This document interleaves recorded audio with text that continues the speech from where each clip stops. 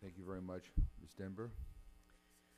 Thank you. I'm honored to appear before you today, Mr. Chairman. Thanks for the invitation to address human rights crisis in southern Kyrgyzstan and what the U.S. government can do to help address it. Mr. Chairman, Human Rights Watch has been monitoring the human rights situation in Kyrgyzstan for nearly 2 decades, and we've had a research team on the ground in Osh ever since the violence broke out on June 10th.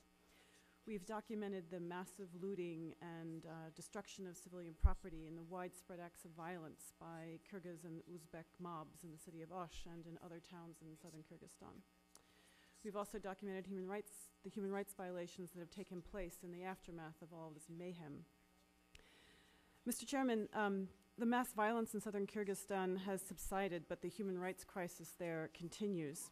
It is indeed a relief that further violence did not mar the July 27 referendum, but the situation there remains tense and volatile. Our researchers on the ground have found that ethnic Kyrgyz and Uzbek communities remain divided, and that the Uzbek communities have no trust in Kyrgyz authorities to protect them from further violence or to launch a credible, impartial accountability process.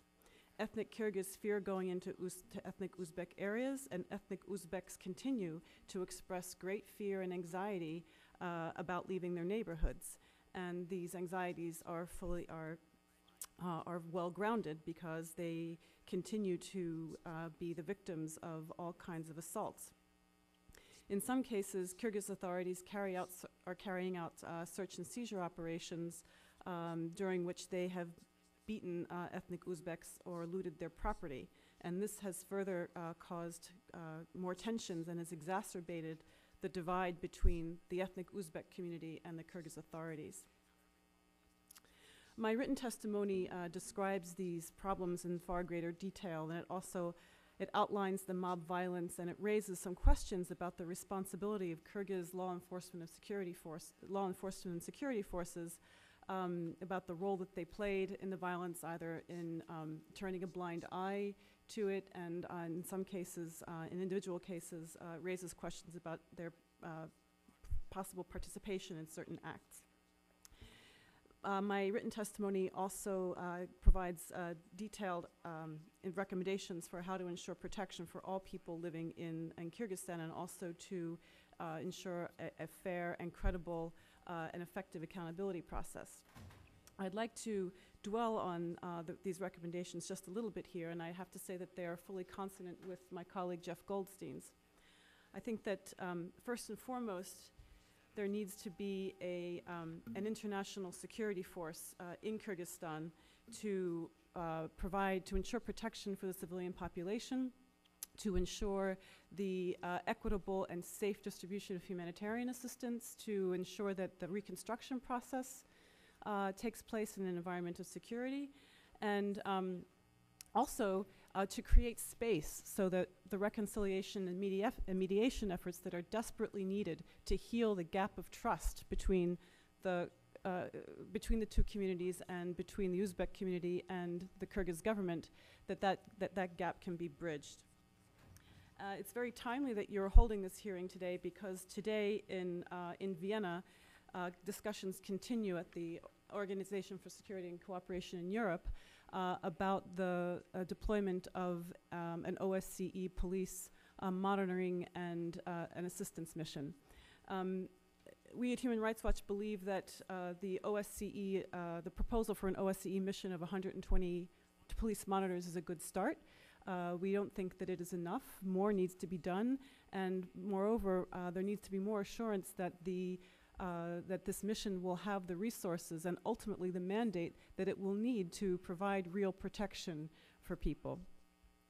And this is something that the Obama administration should engage very robustly on in the context of the OSCE. The second urgent need for Kyrgyzstan is a two-pronged accountability process. The first step should be, and here again I have to echo Jeff's comments, the first step should be an international investigation into the events of June 10th to 14th.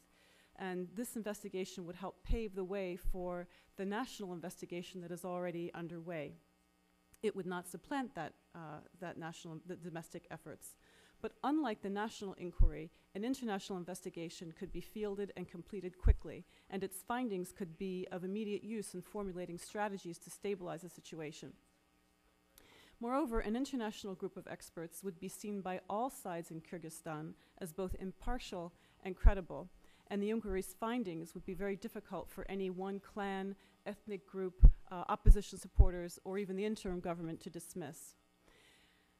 At the same time, of course, it's the Kyrgyz interim government's responsibility to ensure a credible national criminal investigation process that brings the perpetrators of the violence to justice and addresses damage claims by victims.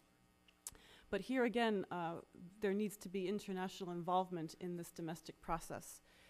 International involvement to provide needed capacity, to provide needed expertise, and again, to help bridge the gap of trust between the Uzbek community and the Kyrgyz authorities. That trust is not there now, and if there is a national investigation process that does not take into consideration this lack of trust, the result will have absolutely no credibility. Moreover, there are already some indications that we may need to be questioning how the national investigation process is taking place today. The Obama administration needs to engage directly with the Kyrgyz interim government to discuss this two-prong investigation strategy.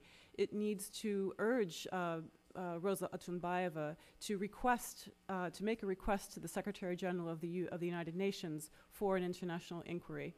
And it needs to perhaps request assistance from the Organization for Security and Cooperation in Europe in providing experts for the domestic inquiry. Thank you very much. Thank you very much, Ms. Wright. Thank you for having this hearing and inviting the American Bar Association Rule of Law Initiative to testify today. I'm going to approach this from a little bit of a different point of view. I want to tell the committee about some areas of positive progress that have been made in the Fergana Valley and in Kyrgyzstan, and hopefully to show a way forward that we can get back to where we were before this violence broke out. The American Bar Association Rule of Law Initiative has been working in Kyrgyzstan since 1993 and in Oj since 2001. The area has a very special place in my heart because when I first started working in international development, I lived in the Fergana Valley for a year, both in Uzbekistan and Kyrgyzstan, so I'm very familiar with a lot of the projects that I'm going to be talking about today. When the American Bar Association Rule of Law Initiative, which I'm going to shorten to ABA ROLI for time's sake, started working in the Fergana Valley, we were working on cross-cultural initiatives, we were working on civic education programs and citizens' rights advocacies. In 2002, the lawyers of the Fergana Valley came together and formed the very first all-inclusive bar association in Central Asia, which included lawyers from Uzbekistan, Kyrgyzstan, and Tajikistan, and also included for the first time prosecutors and judges. That bar association is called the Fergana Valley Lawyers Without Borders, and it is still operating today, and it is providing direct legal assistance. During this time, we introduced a culture of pro bono legal assistance for the first time in the country in Kyrgyzstan. This was a concept that had been foreign to them, but they embraced it enthusiastically. We had lawyers in the Fergana Valley taking their days off and going to provide traveling law clinics to provide direct legal assistance to regions in the south of Kyrgyzstan that didn't have access to justice. These lawyers also opened up a free legal clinic at the border crossing between Uzbekistan and Kyrgyzstan to provide direct legal assistance for the day traders and the other travelers who were encountering difficulties at the border. We worked with the Citizens Advocacy Network that included NGOs from the entire Fergana Valley, again, Uzbekistan, Kyrgyzstan, and Tajikistan. They came together, they formed a network of NGOs that were able to strengthen their advocacy skills and also provide direct legal assistance. There's been a very strong civic education program going on in Kyrgyzstan. Law students are trained to teach civic education to secondary students. They do it using specialized texts that are printed in Russian, Kyrgyz, and Uzbek, and other extracurricular activities like summer camps and debate clubs.